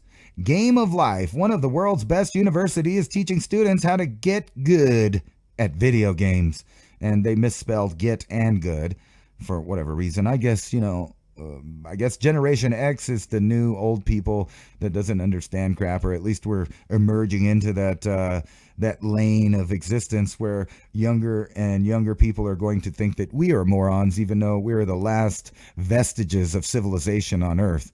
We've often been told to stop playing video games and told to do something productive like studying, but now you're able to do both. One of the world's top 10 universities is now offering course in playing video games as an option for students. That's right. Just pacify them. Pacify them, right? Tell them whatever they believe is correct. You can be a unicorn. You can be a dragon. You can be a dog. You can be a man, a woman, a they, a them, a it, or they, whatever. You can be an alien. You can identify as a amoeba if you want to do that now, But in my day, as Generation X, I would go to my friend's house when I was a little kid, or and they were over there. They were playing He-Man. They were like, "I'm He-Man and you're Skeletor, but I can fly. I can fly." And I'm like, "Dude, but He-Man can't fly." "Yeah, but I'm imagining it, so you got to imagine it with me." No thanks, buddy. How about if I go ride my bike or something, and I don't pretend with you, because I don't have to. And nowhere in the Constitution does it say that I have to pretend with you. So you can be mentally ill, and you can believe you're a purple fox flying through the universe. You can believe you're God. You can be the most legend in your own mind that you can be, but I don't have to believe that. So I'm not going to believe that people that made it through supposed educational procedures and institutions to come out with a little piece of paper that says that they graduated, but it doesn't mean crap, because they're just picking people and shoving them through. Now, first they were only taking people that made the cut. Then they started saying, you know what, that's not fair to certain people. Let's put a certain amount of people in there. Okay, that's basically everybody was like, whatever with that. Okay. But now they're saying, you know what, if they're mentally ill, or they're crazy, or they believe they're a dragon on a tooth fairy riding on, a 1920s ski boat going through the galaxy at Mach 10, you have to believe that with them. No, thank you. Anyway, I digress. Back to the article. The Art of Fighting Games is a course at the University of California, Berkeley. You remember that place where free speech and all that stuff tried to come through? Now it's just what? Anyway, rated the 8th best university in the world by morons. Excuse me, did I say that out loud? That was not in the article. Excuse me. I want to, pull that back and rewrite that there. Beating out elite British universities like Imperial College London and UCL, it is highly respected. The course offers a number of benefits, such as teaching you how to play fighting games and improve on your form. It also claims to teach people more about the history and culture of Japan, the gaming industry, as well as some basic Japanese. Yo stashimashi. graduating from the course is broken down into 4 parts, including attendance, homework, fighting, tournaments, and final project. The tournaments are not based on how many games you win. Well, of course not on merit, but on how well you can reflect on the mistakes you've made while playing the game. Isn't that nice? Look, they're even making a game. Man, this is how insane it is. I mean, think about this. They have a course to teach video games instead of something productive, something beneficial, and you don't even have to win. Of course you don't. You participated. 4 + 4 = 5 if you know that, it's racist to do math. Durr. Really, we're losing it. And in the backdrop, don't worry about it because all these dumb people are about to get killed. That's right. What are they doing with millennials and Generation Z that they have, just misled totally about how life is? They got life all effed up. But don't worry about it. NATO announces months-long exercise with 90,000 troops.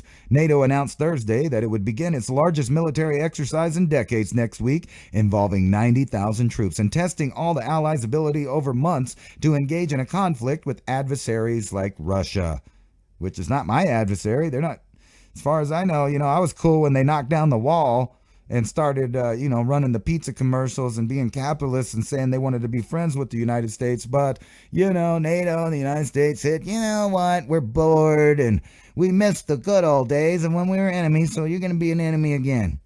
That's why we built a bunch of, bases next to you, even though we agreed not to. But you're the bad guy. You're the bad guy.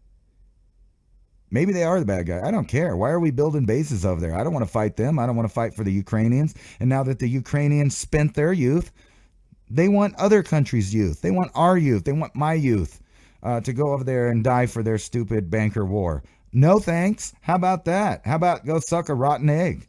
Anyway, Steadfast Defender 2024 will run to late May and involve units from all 31 NATO member countries plus candidate member Sweden, U.S. General, the Times. I almost said Jennifer Crystal, but it's General Christopher Cavoli, NATO's Supreme Allied Commander, Europe, told journalists. The exercise, compounded of a series of smaller individual drills, will span from North America to NATO's eastern flank close to Russian border. It will involve 50 naval vessels, 80 aircraft, and over 1,100 combat vehicles. The U.S.-led alliance has dispatched thousands of troops to its eastern flank and draw up most expensive plans since the collapse of the Soviet Union to protect itself from Russia. That sounds like if you're sitting at home and you're like, you know what? I'm totally terrified and I'm batshit scared of cougars. And then, so to prove that you're scared of cougars, you get you and 40 of your guys to go up with a bunch of sticks and poke a cougar in the wild that you would have never come across normally because your territory doesn't really border it or whatever, but no, let's go into its lair and poke it with a stick and then say, hey, how dare you? Stop hitting me. Stop hitting me. Anyway, let's move on. Could UK be drawn into a war? 3 threats that could spark World War III. Could it? It's already dropping bombs in the Middle East. Ominous warnings from Russia, missile strikes in the Middle East, and uneasy diplomacy in China. The threat of World War III has never loomed larger. In a chilling speech on Monday, Defense Minister Grant Shapps declared that the international relations have entered a new era. We must prepare to deter our enemies, prepared to lead our allies, and prepared to defend our nation whenever call comes, he said. Shapps said Russia, China, and Iran pose serious threats, calling them unstable and irrational. I guess that's why they keep attacking us, and they built all those bases around our countries. Oh, I'm sorry. See, it's just messed up because, I don't hate these people. I don't agree with some of the forms of government. I don't want to go to China. I don't want to live in Iran. But are they really starting it with us, or are we starting it with them? Did they come and build bases around our countries, or did we build bases around their countries? Are we trying to control the area where they live, or are they trying to control the area where they live? Is there a Russian, Chinese, and Iranian representative at the city council in your local area deciding to up your taxes? I don't think so. But that could be, in the future, because on the one hand, while we say they're enemies, you have people in the administration of several different administrations making backdoor deals with China, Russia, and Iran. Because it's all a show. It's all central casting. There is only one government. It's already been founded. That happened on 2001, 9/11 of 2001, when they dropped the twins right there of the old world in front of Columbia as she watched upon and gave birth to the New World Order, the One World Order. And that's why they put that big old needle obelisk, Hathor-looking obelisk there in place of the Twin Towers, is because it's the new obelisk of the New World.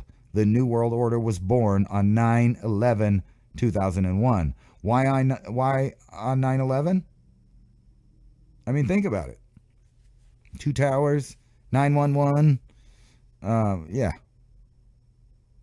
Anyway, let's get back to this. It's not the first time that the UK politician alluded to war in recent months.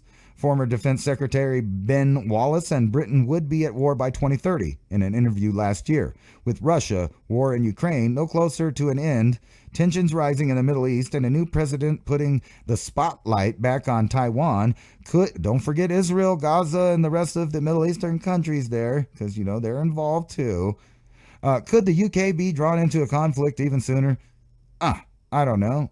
Aren't they already? I thought they were dropping bombs in the Middle East right now with the United States. Well, anyway, Germany, once a powerhouse, is at its economic standstill, according to this article here, which is funny. What do countries usually do when they're at an economic standstill? Well, they usually go to war. So it makes sense that a leaked German military document warns of World War III with Russia by 2025. Hundreds of thousands of troops deployed in Europe. Didn't I just read an article where NATO said they're already doing that right now as an exercise? Leaked classified documents from the German military have warned that a potential full-blown war between Russia and NATO, in which hundreds of thousands of troops are deployed in Europe. In other words, just like World War II, except for we picked a new enemy. We betrayed the last people that were on our team and sided with the other people that we supposedly beat and took all their people in, and we paper clipped them into a group, and then we made bombs, and we made groups like CIA and the Department of Education, and et cetera, and then we let their kids and their grandkids and their buddies create things like the NDAA and Project for a New American Century and, Homeland Security, brought to us by people like the Bushes and what's the little think tank, Karl Rove, who happens to be the son of an SS officer. And then think about it. We got NASA and all these other things built by who? The war machine of Germany from World War II. But that's okay. We don't have to pay attention to reality. We'll just pretend like we believe their story that they keep telling over and over about why things are the way they are, and not believe your own lying eyes. Under the scenario laid out by the German military, the Kremlin would begin a mobilization of 200,000 soldiers in February and launch renewed efforts to capture the Ukrainian capital of Kiev. So right here, you're hearing that the Germans, once allied to the Ukrainians before, if you remember, the Ukrainians were part of the Allied forces, allied to Russia, but then they switched sides in the middle of World War II and sided with the Nazis. And then after that, a bunch of their Nazis, the Ukrainian Nazis, got to stay in Ukraine. They didn't get Nuremberg trialed. They just remained there, and they had their own kids and their own grandkids who, seem to have taken power in 2014 with the color revolution, the little orange revolution that they had, in which they were openly showing that they were neo-Nazis and hailing Hitler, and weirdly funded by George Soros. The same guy that in World War II allied with a Nazi to snitch on other Jews for financial gain. he was, in fact, a sympathizer. There is an a news thing from, I think it was 60 Minutes out there, where he talks about it being the best time of his life. Wow. Meta joins rivals in pursuit of human-level AI. And this is where we're going to go for the next couple of minutes. How AI is about to take over, and how that means that radio like Revolution.Radio and YouTube channels like myself and some more that we're going to talk about are the last vestiges of real information from real people in a free, open way. Period. And I'll tell you how right here. Meta joins rivals in pursuit of human-level AI. They are in the pursuit of that AI. Here's a Washington Post article. The Davos elite embraced AI in 2023, but now they fear it, and they fear it because it's out there and other people can use it. So what does that mean? That means they're going to have to make some kind of world governing body to regulate artificial intelligence in the years 2024 and in the future. The Davos elite. And over here, AI fears creep into finance, business, and law. Same reason. So the World Economic Forum, don't worry about it. They're here to save us. They're going to make a governing board, a body of some kind to regulate that artificial intelligence.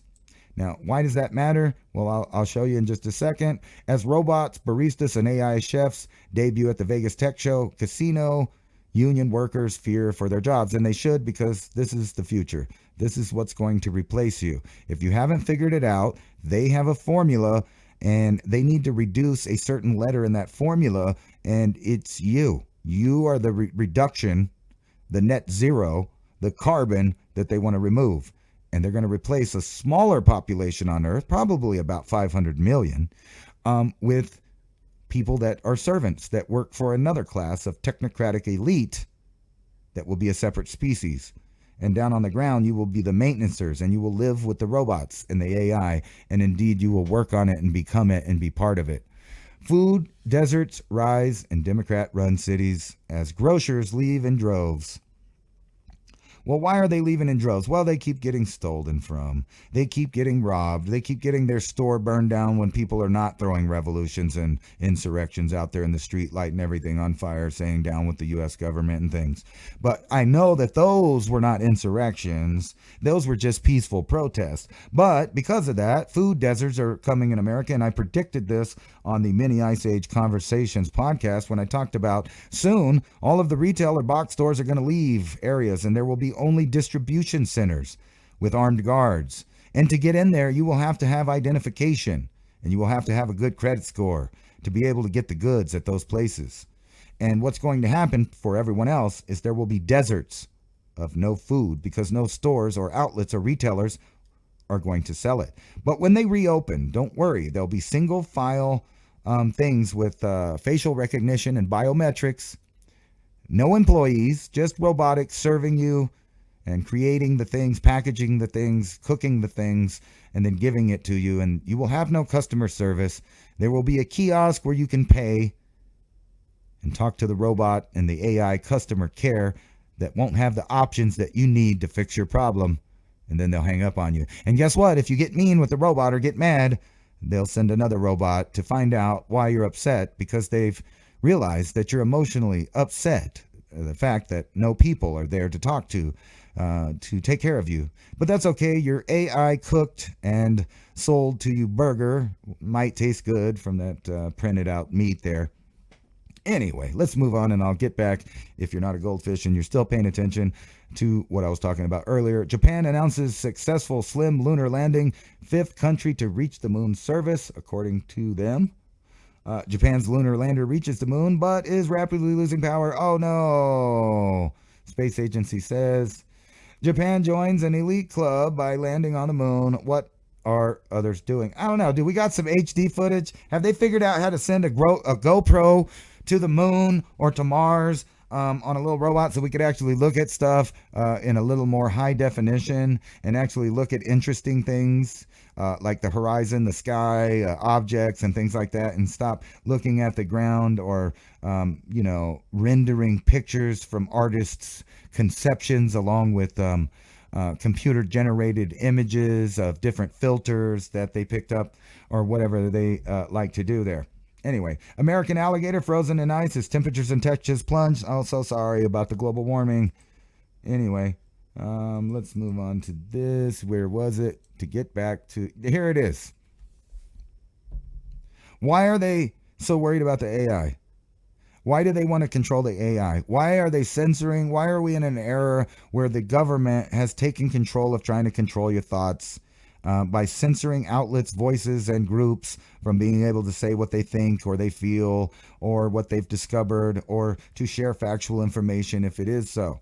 Well, because they're going to destroy all forms of media and replace it with basically a AI. That means that all of the different companies will be putting out the same talking points like the teleprompter reading puppets have been doing for years, but now we don't need them. Now there's AI. Now we can build one from scratch that looks almost identical to a real person. And you could copy any voice you want, one that soothes, one that's believable, one that's trustworthy, and they can make these, and now we don't need human beings. So these woke-tards that worked at all of these companies, these media companies, magazines, news outlets, and all of that, literally helped facilitate the replacement of their own propaganda job that they had. So they'll be out on the street with no job eventually. There won't be human presenters anymore. There will only be articles and presenters that are reading AI and or are AI. And there will be no people that work at these places, yet they'll still continue to be published and presented to the public as if these opinions and ideas are coming from living human beings. Why do you think that everyone's firing everyone? Woke Sports Illustrated tells all employees they're fired.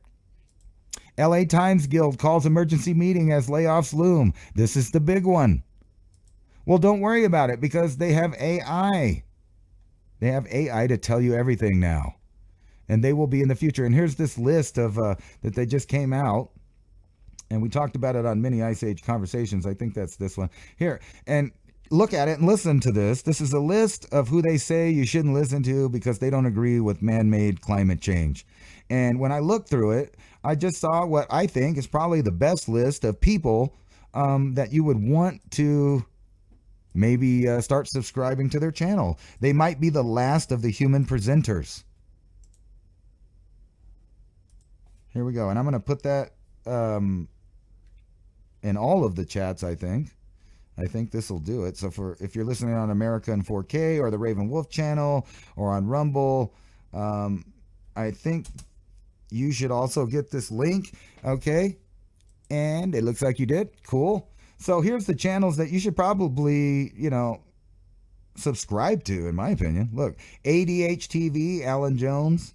Academic Influence, Age of Truth TV, American Enterprise Institute, Andrew Clavin. I don't know who most of these people are. I know who some of them are, and I'll read them off. Like, let's see here. End Times, Epic TV, Freedom Works, Glenn Beck, Heritage Action. Let's see, the Hudson Institute, Human Progress, Hugo Kruger, Independent Institutes, Jim Steele, John Stossel, Jordan B. Peterson, Kim Iverson. Here's a 97.3 FM, Kiro Radio, Laughing at Liberals, Malcolm Reports, Manhattan Institute, Mr. Reagan. I mean, a lot of these are just mainstream media, too. Look, Newsmax. Here's my favorite one, the Oppenheimer Ranch Project, Paul Joseph Watson, PragerU. Let's see here. Reclaim the Net. I mean, all of these, some of these are very reputable news sources. Some of them, I don't know. Here's popular ones, Timcast, Tony Heller. I mean, here's a list of who's suspicious of observers. These are the people that they're telling you that you shouldn't listen to because you're not going along with the AI algorithm hoax narrative of every single narrative that they push, that you should only listen to authoritative sources for information and don't believe your lying eyes. And they like to hire all of these other sides that the founder of Greenpeace is on their list. But don't worry about it, because you should believe Patrick Stewart or Captain Picard, because he's famous and he's a socialist, and he can tell you that, it's man-made climate change, and you should believe him because he's famous. Remember, he was that socialist guy on Star Trek that flew around in the utopia of the communist future where there was no money, and they just went around absorbing everyone and making everyone the same because of diversification. We want to make sure we want to make everyone diversified by making them all the same. Center for Counterfeiting Digital Hate. The new climate denial people. How social media platforms and content producers profit by spreading news forms of climate denial. Not news forms, new forms of it. Anyway, back in the real world, Ecuador arrests hundreds in a bid to halt eruption of gang-based violence, because if you didn't know, the Central America is about to break out into a war zone, including northern South America. British troops in Ukraine would be a declaration of war, risking nuclear response, according to the Russians. We already knew that. Scheme emergence among U.S. allies after Yemen attacks. And guess what? We see the UK and the U.S. are already striking, as we've reported before. But look at some of these other countries that just joined in. The Netherlands, Australia, Canada, Bahrain, and who else? Together with attack perpetrated by Germany, Denmark, New Zealand, South Korea. These are all countries that are great. Aren't these all the countries that locked down and said that you don't have no freedom anyway? I digress. Who cares? Field trip in American first magic mushroom school. I thought this was cool. I'm not going to read you the article, but it is from The Guardian, so look it up and read about it. I've had my own magic mushroom school, man. I don't need no thinking school. I just went out and found them and ate them, dude. I don't know what you guys are tripping on. Anyway, they're going to replace all writers, all media outlets with AI in the next few years. So if you're not already subscribed to some of the people, and you're not already emailing them and finding out what's going on, and you're not connected to them, you may find that one day you just turn everything on and you can't find anybody, and there's no other opinions on any internet source in the metaverse or anywhere else. And if they continue to get rid of books and old files of books, the potential for a lost civilization increases. Volocopter flying taxi seeks to seduce Paris. A German company is seeking to use exposure generated by the Paris Olympics to overcome the opposition of local politicians and demonstrate that flying taxis can serve the French capital. But guess what? They're probably not going to let you have this. Instead, you'll probably see one of these fly into something and explode long before a successful taxi service is used by it. Think about it. They're trying to get rid of private and commercial ownership of drones and things like these, so that they're totally regulated by the military and the governments, so that they control all aspects of travel. That's just a fact. And besides that, how is this German company going to do anything except for maybe send these over and blow up Russians once World War III starts, when their company goes to war? I mean, their country. Excuse me. Freudian slip. China, scientists create a mutant virus. I'm not going to say the beginning of it, but you can all read it, and it sounds familiar because it's been going around for the last couple of years in a supposed pandemic. Chinese scientists create a mutant virus strain that attacks the brain and has a 100% kill rate in mice, as they admit there's a risk to spill over to humans. Well, thank God for that. As if there wasn't enough to worry about. The last days of barcode? Is it the last days? Yes, it is, because everything's going to be sent via AI through a shipping, and you're not going to be able to go to the store and use it, and therefore they don't need a barcode for the grocery store. And as I've talked about lots of times, if you see a UFO, do you know what you're seeing? And even if you saw a being crawl out of said UFO and walk down the street and it looked amphibian or reptilian or some other combination of weird stuff, how do you know it wasn't made in a lab? How do you know what you saw was even real? Look at this. Say if you went back 15 years ago and you showed this to people, they would lose their minds. I'm going to mute it. I think it's muted. There we go. And play it. But anyway, they were tricking people with the Samsung drone show, massive Samsung drone show with colorful whirling lights, mistaken for UFO. Well, it was mistaken for a UFO because they animated a UFO with the lights. But think about, and times before, when people thought they saw things like this, could it have been just early military drones making and creating optical illusions to drive the public insane? Insane Las Vegas law might jail people for taking photos. That's right. Don't worry about your First Amendment or anything. People hoping to take some great photos in Las Vegas better have their wrist lubricated for the handcuffs that might come out. Now, I'm sure many of you saw the headline and must be thinking to yourself, how the hell can taking a photo in Las Vegas result in possible jail time? Surely this must be a joke. I'm back from Las Vegas after 5 days of pure anarchy and chaos. Porn star drama, a pissed off comedian trashing America, coolest bar you've ever heard of, 9/11 remembered at a World War II tank talk. Did I break my ankle? I don't even get what that's somebody's. I thought it was part of the article. Evidently not. Ladies and gentlemen, I wish that was the case, but unfortunately I have some dark news to share. A new city ordinance is in effect that bans stopping, standing, or engaging in an activity that causes other persons to stop on certain areas of the Strip. That includes the awesome pedestrian bridges, according to Men's Journal. The measure extends 20 feet surrounding connected stairways, elevators, and escalators. The exemption to ordinance is anyone who is waiting for the elevators, escalators, or stairs. That will keep you out of metal bracelets. In other words, if you're not moving, you can't take a photo. That's not that bad, but I think it's going to get thrown out. Who says I have to, be moving to exercise my First Amendment? I don't think so. Why ditching caffeine might be the best move for long-term health, according to study finds. So I'm going to go ahead and say, screw you, study finds. I don't even care what you have to say. And I'm going to take another drink of coffee right now. Refreshing. New utopian enclave? Or a testimony to inequality?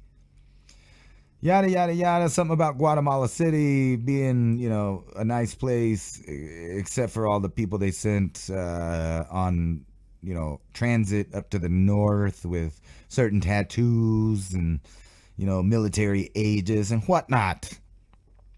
Soldiers. Oh, Freudian slip. That's a new article. Sorry. If you don't know when I'm starting. I wasn't talking about all those people coming in the U.S. with all the tattoos and the weird numbers and, affiliations and whatnot. I wasn't talking about that. Soldiers enter key Ecuador prison amid war on narcos. Official. The Ecuadorian army and police on Thursday launched operation in a vast penitentiary complex in the port city of Guayaquil, the nerve center of the government's war on drug gangs. Army and police personnel are carrying out a new intervention to notably control the internal perimeters of the penitentiary center, the Army said in a press release. And if you notice, Guatemala and El Salvador they ain't been playing with the groups that are infiltrating the United States. We don't prosecute them. We let them go around, molest people, rape people, rob people, kill people, whatever. It's okay. They're just dreamers. Don't worry about it. But in their host country where they came from, whoa, their country is not playing. And they are not playing with their country. Prosecutors probing gang-related Ecuadorian TV studio attack is killed. Oh, sorry about that. I guess you won't be, prosecuting nothing there. New cancer cases projected to top 2 million, hit record high in 2024. That's right. The population's about to go down, and nobody's going to find out why. Don't worry, though. We'll have lots of races for the cure. We'll wear our little ribbons for the cure. We'll donate to those people that say they're trying desperately to find a cure, but we'll never talk about what causes it. And I've been saying that for at least 10 years now. When's the last time or the first time that you've ever seen a race to find the cause of a disease? Never. Not never. That's when I'm going to tell you not never. Now, I've heard some other radio hosts also say that. So the idea is catching on because the idea is obvious. Why don't they want to find the cause? Well, it's pretty obvious because our whole medical system is to treat symptoms. They don't care if you live or die. They make money from treating you. So if 2 million more people have cancer, That's great for them. They already have like a 90, I don't know how much it is. I think it's like 90 billion. You can go ahead and fact check me. Maybe it's 9 billion, whatever it is. It's in the billions of dollars of profit from people dying miserably from cancers that didn't even used to exist in the world before this one that we live in now, which probably started about 1945 and up, when cancers just increasingly started and kept prevailing. And now everybody's wondering why everybody's getting these cancers. And, I guess that's all the time we got. And last story, 20-year-old murdered by illegal alien sues Biden for $100 million. He's one of those soldiers with the numbers and the letters. That's all for Mountain High Time. Thanks for listening.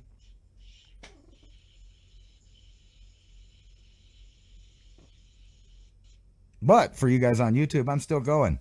Right? Family of autistic woman, 20, murdered by illegal alien, sues Biden administration for $100 million. And those are those nice guys I was talking about that for some reason down in the Central American countries, their government is now taking care of those guys. And I thought this was a interesting article right here. California elections worker opens fentanyl-laced envelope. Maybe, if you work for the government, you might put a little birdie in to all of those Marxist people that run California that maybe, just maybe, we should stop the flow of fentanyl, and then maybe people won't be having enough money or enough power to send a laced envelope full of it to you. Oh, doesn't that suck when the problem that you created starts to affect you? Oil prices are about to soar. OPEC gets bullish on global demand, and you can expect your gasoline to go up. Tesla's AI cars crash more than gas-powered cars. I already knew that, but don't worry about it. You think there might be something in common, but don't worry about it. You won't crash if you can't start your car in the middle of winter because of the global warming. Multi-billion-dollar bet that truckers will ditch diesel for electricity. Sounds stupid, right? Because of the Tesla thing and all the electric cars dying. But guess what? Hear me out. I bet the leaders of this here nice nation would absolutely put everything electric. Then, whenever a winter storm comes in, guess what? Your electric trucker, he ain't delivering the food to the supermarket because his car won't start, because his truck won't start. Does that sound like a good idea to you? Or do you want the classic diesel that warms up and has a nice heater and keeps on trucking through the weather? I don't know. I think I might like the other one. I'm just saying. The true cost of Chinese solar panels. The Biden administration's green industrial policy was put to the test last year. Even with the support of subsidies and tariffs, U.S. solar manufacturing struggled to compete with the flood of cheap solar panels pouring out of China into the global market. While some argue that the U.S. should loosen restrictions on cheap Chinese solar panels to accelerate renewable energy deployment, this approach is unsustainable. Well, guess what? China would produce these for cheap prices because they have all the rare earth minerals that it takes to build these, and we don't. So they can outproduce these until we go out of business and then charge the regular amount that it actually cost for them. So how about that? Billionaires wanted to save the news industry. They're losing a fortune, but don't worry about it. They'll reinvest in AI, and then the AI will take over.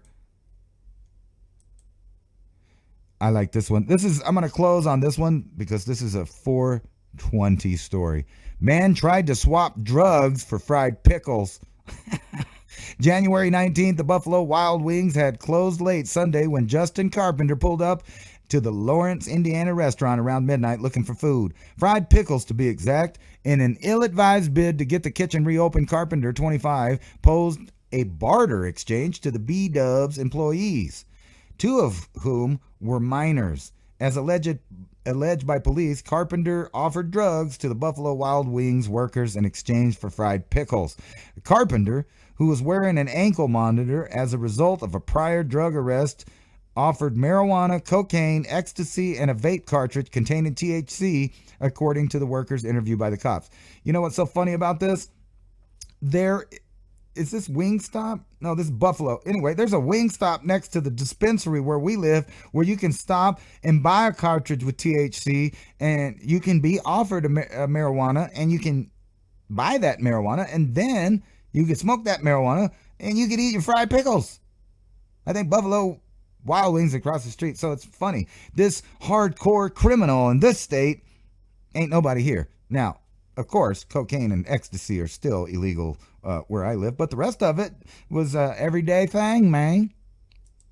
Sweden calls for population to prepare for war. Sparks panic and criticism. Well, it should spark panic because your neighbors are trying to have World War III with our neighbors. Ain't that nice? U.S. home sales decline as lowest in 30 years. American cite economic suffering. Or it could be that the prices are just way crazy. I looked at a house that was made in, or actually it's a mobile home in a smaller lot than mine. And the thing was built like 1963, and they want $125,000 for it. I'm like, what? No thanks. That's why nobody's moving into it, because it ain't worth that. It's like worth, I think I bought my lot that's bigger in the same neighborhood with a more modern house for like 30 grand. You know, now that was a few years ago, but wow, $125,000 for a trailer house in a neighborhood full of trailers? No thanks. Anyway, that's all I got for Mountain High Time. Thanks for watching. And like I said, if you feel like helping out this channel, keep the lights on and maybe, get back into the road trips game. Can't do it on my own, if you know what I'm saying. Anyway, peace out, and we'll see you next time here on Mountain High Time. Thanks for joining me. Puff, puff, pass, pass, and I hope the weather is cloudy where you're at, because it's about to be here.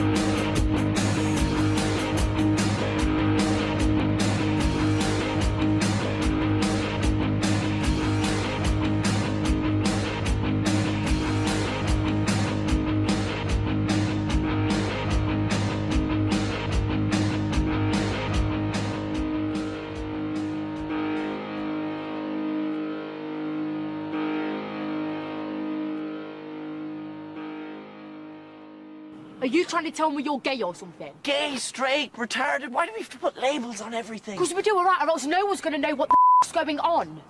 Aha! Aha! What do you know from funny, you bastard?